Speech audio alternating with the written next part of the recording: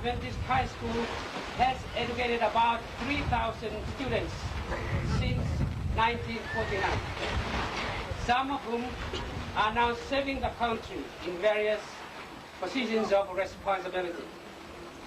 The motto for the school, Education for Eternity, is in line with the Adventist philosophy of education, especially as we accept students irrespective of their religion or conviction. In fact, the present population of the school is largely made up of non-Adventist students, and we give our full support to parents who seek for Christian education for their children. Kauma Adventist High School, although owned and operated by the Seventh-day Adventist Church, runs on its own budget from school fees and industries. The church, the Adventist Church, however, does provide capital items and personnel to guarantee its success and credibility. Your Excellencies and honored guests, ladies and gentlemen, I humbly take this rare opportunity to thank the Kiribati government for the help they have given to Kauma through student subsidy and monetary grant for teachers' salaries. Such tremendous help has made it possible for us to balance our annual budget. Thank you for your help. I also thank the New Zealand government for sponsoring one of our teachers presently studying at the University of the South Pacific, and trust that they will continue this financial assistance to our other teachers as well. My words of appreciation is also extended to the Chinese government for the help they will give to Kauma according to an unofficial report, so I heard, possibly next year, in funding the classroom extension which we desperately need, and I trust that this will materialize at the turn of the 3rd century. In closing, may I say Kampasindra again for your presence today, and may our good Lord bless and keep us safe throughout this day of celebration. May the Kiribati blessings, the Maori, the Roi, the Tabumoa, be showered upon us all today. Kampasindra.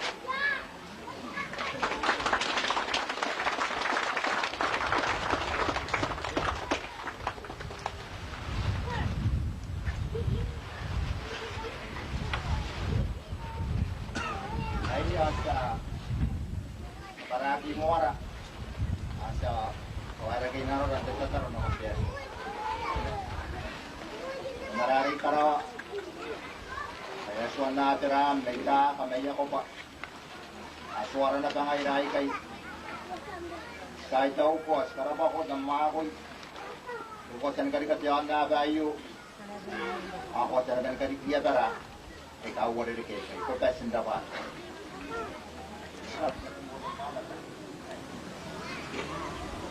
yang aku ada di mana mentai kau, antara dua jadi ini itu, apa ya, nama tekan kan enggak? Ada siapa yang kan yang dia aja mau, apa kita nampak kan? Pas solusi itu yang kan ya, karena semua itu.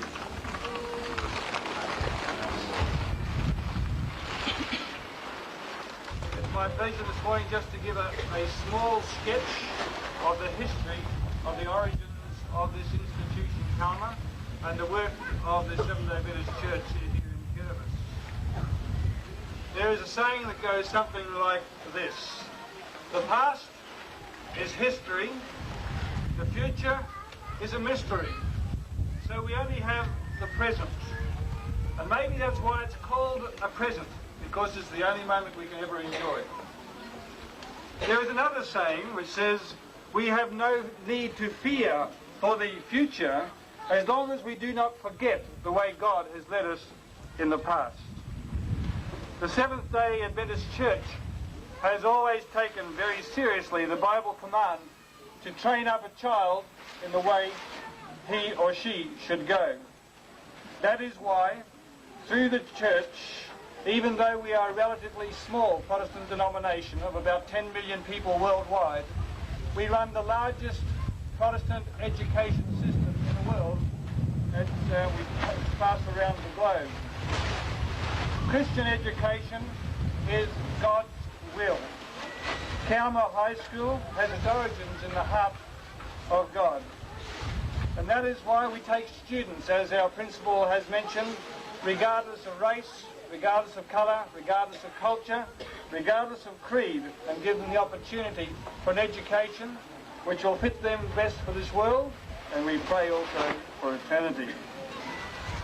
The idea of the Kiribati Adventist School first arose in a conversation between Mr. Maud, who was from the British Western Pacific High Commission in Suva, and one of our educationists from Samoa, Mr. Raymond Ray.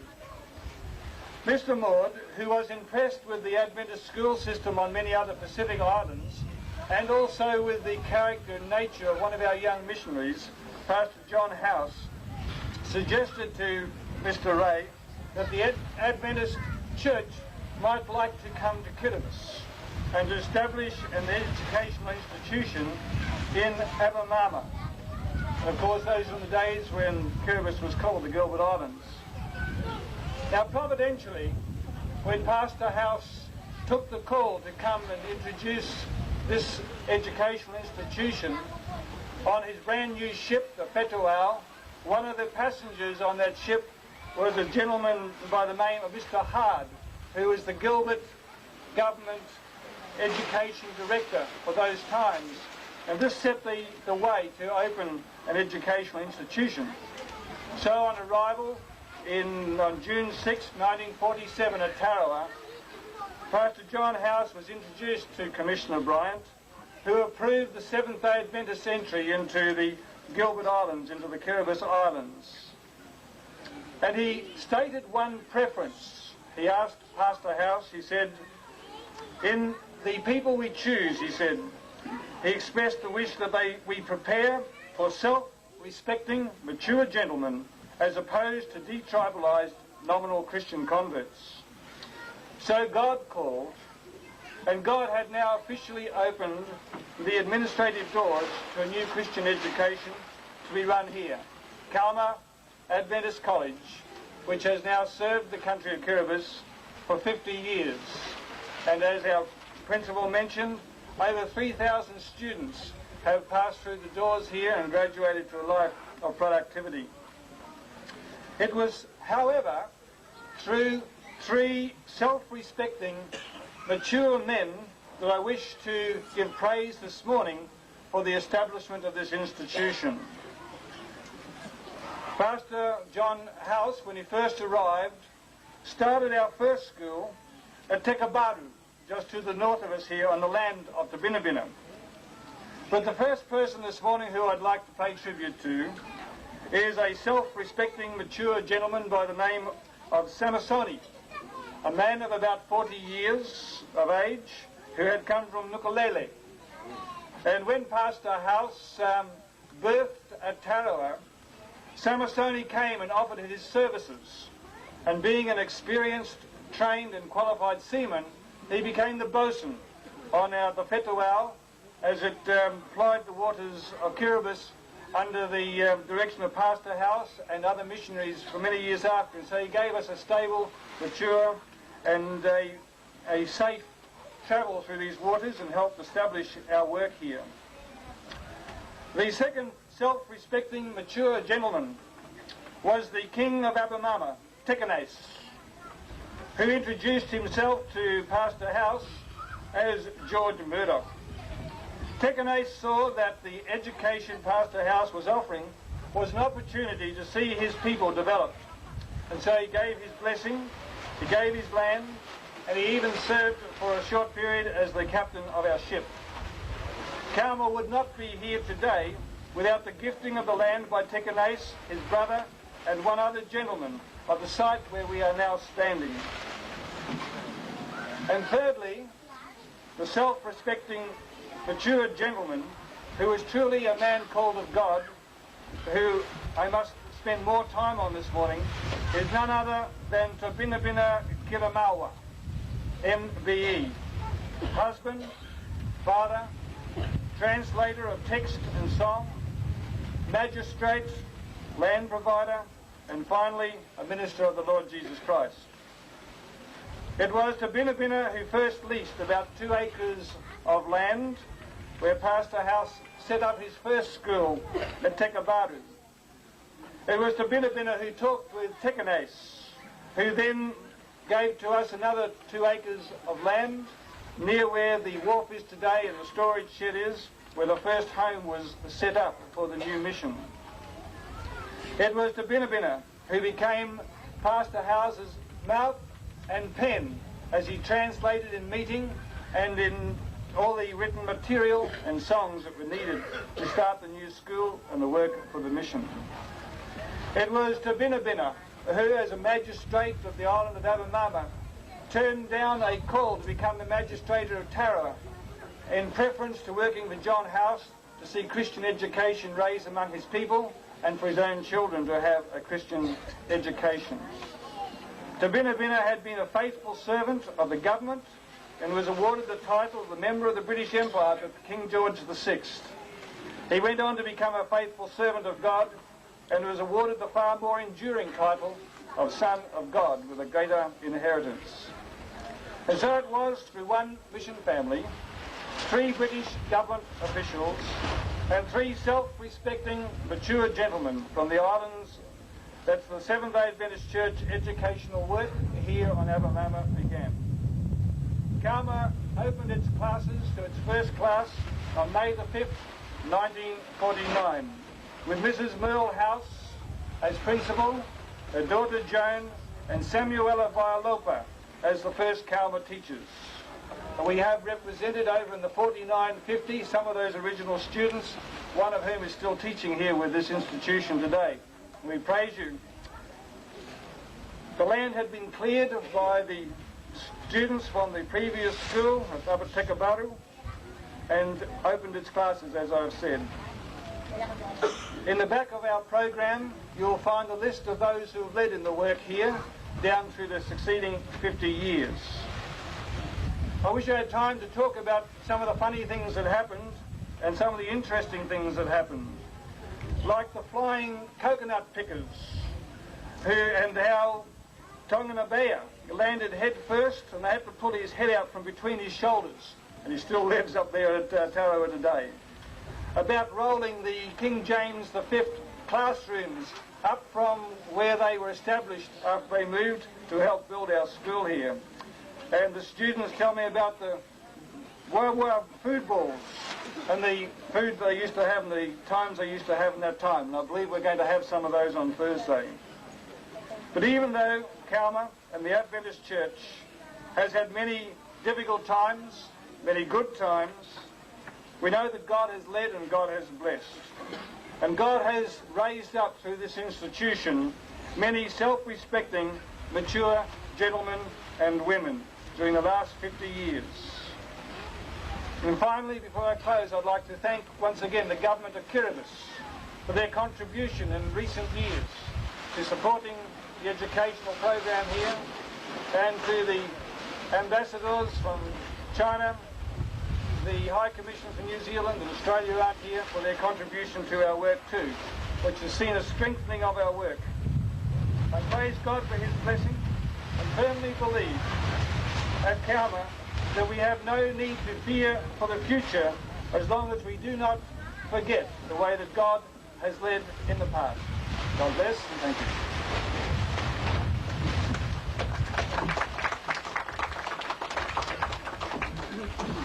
Thank you all for the privilege of being here with you today.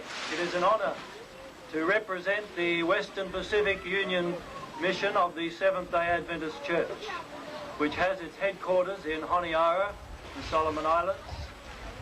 The territory that the Western Pacific Union mission oversees covers the Solomon Islands, Vanuatu, and the areas of Nauru and Kiribati. And this is my first visit here, and I must say I'm very impressed with this beautiful country. and also with this school and the work that has gone on here over the last 50 years. I've heard many stories of Kauma School and its staff, and I'd like to congratulate the principal, Mr. Kauma, and the other staff members, and give honour also to those who have gone before as principals and staff of this wonderful school. Wherever I have gone around and heard stories about Kiribati, I've heard of former Kauma students who seem to be everywhere, and everyone in Kiribati seems to know about Kauma. And so it's a great honour for me to be here today to have part in this important ceremony. You know, Kiribati is the most distant part, and I suppose Kauma School is the most isolated of the schools in the Western Pacific, in our region that we cover from our union. And it's a great honour to come all this way and to be here and to see what has been done. And I give thanks to those who have worked hard in preparing for this special occasion. I too would like to give thanks to the government and to other bodies who have helped in the support of this school over the many years since its initiation. And we thank you, Mr. President, for your assistance and that of your government and your ministers as you support our work here. I'm very pleased to see the motto in the front of the school as "Educate for Eternity." And I believe that it's very important that we look at education as not just something that teaches us to read and to write, or even just to prepare us for work, for a paid employment, but that we also see education as a preparation for not only this life but the life to come. A preparation to enable people to become good citizens, to help this world, and also to prepare for the kingdom of God. The Seventh-day Adventist Church, as has been mentioned, has a great interest in Christian education. And perhaps for the interest of our special guest today, I'd just like to briefly tell you that the Seventh-day Adventist Church worldwide operates over 5,000